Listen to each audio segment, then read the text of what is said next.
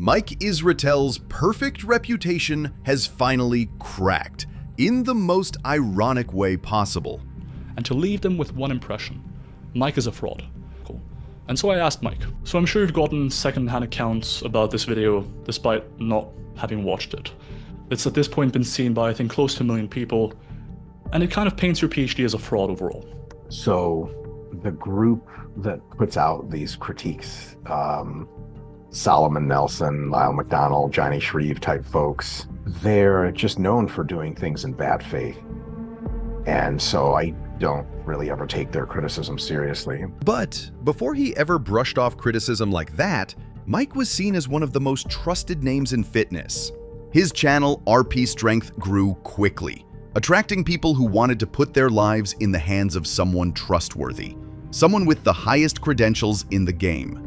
And from the way they saw it, Mike was that man, a figure of authority who often boasted about his IQ and looked down on others who didn't meet his standards.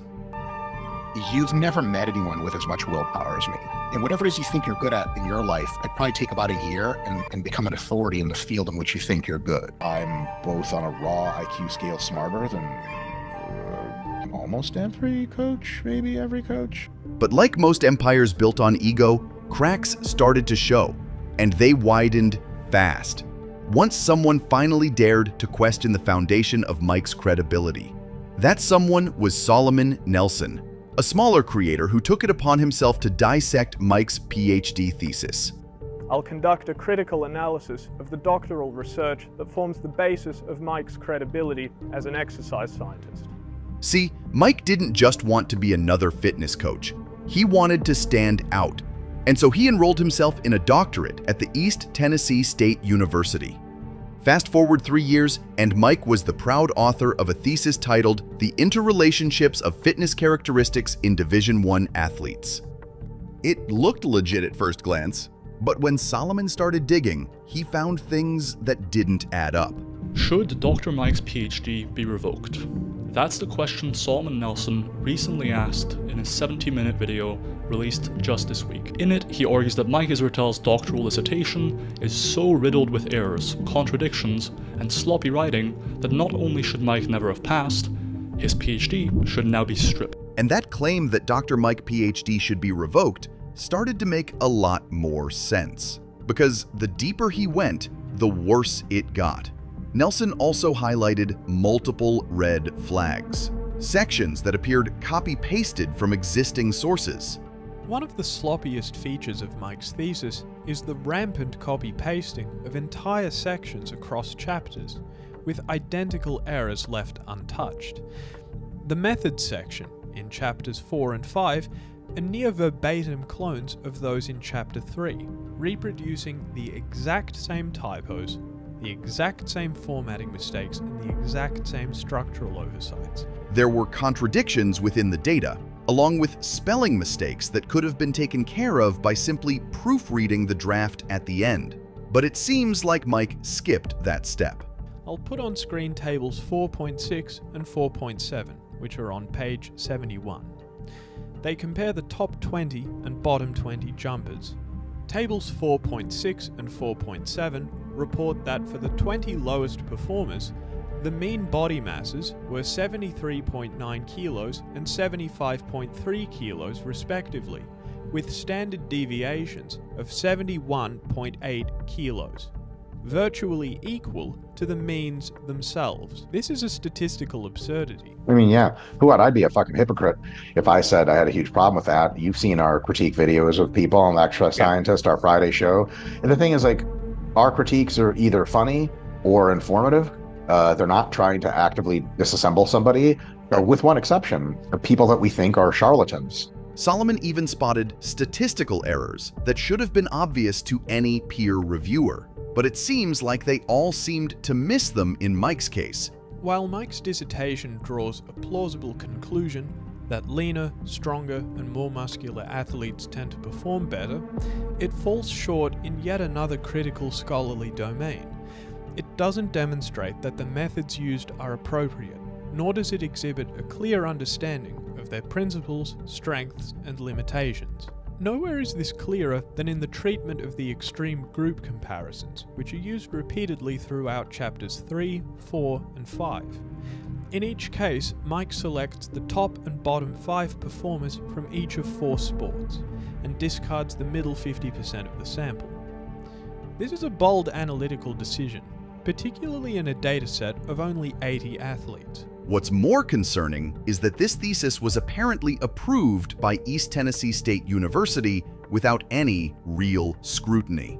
And that right there raised some serious questions. Was it sloppy oversight or something more? When Solomon's findings hit social media, the fitness community's reaction was a mix of disbelief and shock. Reddit threads and comments poured in, calling Mike a hack.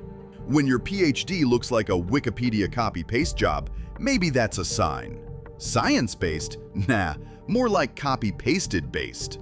Of course, that was bad for business, especially for someone who had built his entire image on credibility. And so, Mike reacted quickly and tried to brush everything off.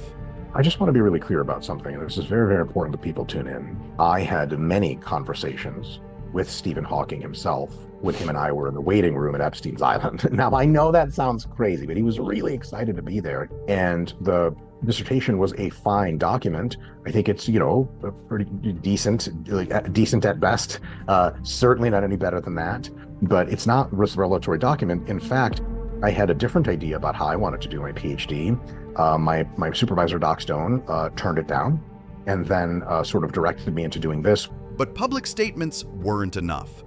Behind the scenes, he went a step further, restricting access to his thesis and claiming that what people had seen online was just an old draft. We now know Solomon was looking at an accidentally uploaded incorrect rough draft. So I'll say this, I don't blame him for going hard on it because he has every reasonable idea to think this was the final draft. It wasn't. We have the final draft now in the link here. And so most of his critiques are just non-starters because the final just doesn't have most of them. He even got a friend to make a video defending him, insisting that everything was just a misunderstanding. Even though the video was titled Dr. Mike Responds, The Truth About His PhD, Milo did all of the talking, fighting Mike's battles for him. He also talked about how he had reviewed a more accurate and refined version of the thesis, one that was free from all the errors that Solomon had pointed out. I need to make one thing very clear. The version of Mike's dissertation I've reviewed is a much later draft. This is the document Mike himself saved, defended, and sent to me, and it corrects many of the typos and inconsistencies that Solomon highlighted in his video. But it didn't take long before eagle-eyed viewers uncovered the truth. Solomon's draft? It was dated August 2013. Meanwhile, Milo's draft was dated March 2013. That meant his entire defense didn't hold up, because Solomon was the one who had his hands on the final version. And that, right there, unleashed chaos for Mike. Comments on social media started piling up, with many pointing out that if he was truly honest, he would have just owned up. Moral of the story, never state your IQ. Anyone bragging about how high their IQ is someone I don't want to deal with. And so, the situation was plain and simple. Mike had lost the trust of his audience, and the cover-up had made things even worse. In fact, some would even say that the aftermath was pretty much a quiet, public humiliation. For someone who had built an entire persona around being incredibly knowledgeable, the fall from grace was quick. Solomon's video has been a wave of influencers and commentators declaring that the entire discipline is a joke. If this is what passes for a PhD, they say, how can we trust any of it? And that's where I want to pause. After that moment, things went completely silent. Mike stayed quiet on his main channels, not addressing the controversy. And that silence spoke louder than any explanation ever could. But silence online always has a cost. And before long, the numbers started to show it. The edits, what is the actual impact of that across his channel? Well, if you scroll down from his recent videos, 95,000 views, 119,000 views, 148,000 views, and you get down to 2 weeks, 3 weeks ago from before the Solomon Nelson video hit. Average video views, 260,000, 672,000, 800,000, 542,000, 290,000. We're starting to see a pattern of less views on the Renaissance Periodization channel. And I know they're feeling the hurt from this, right? Looking back, Mike's story is kind of a cautionary tale about ego. He built himself up as someone who knew everything about fitness and science. But in the end, that ego came in the way of simple honesty. And that, right there, is a reminder that even those perceived as the smartest can stumble. And most of the time, it's their own arrogance. In Mike's case, he taught thousands of others how to perfect their bodies, but couldn't fix his own mistake when it mattered the most. And this may be just the beginning of his downfall.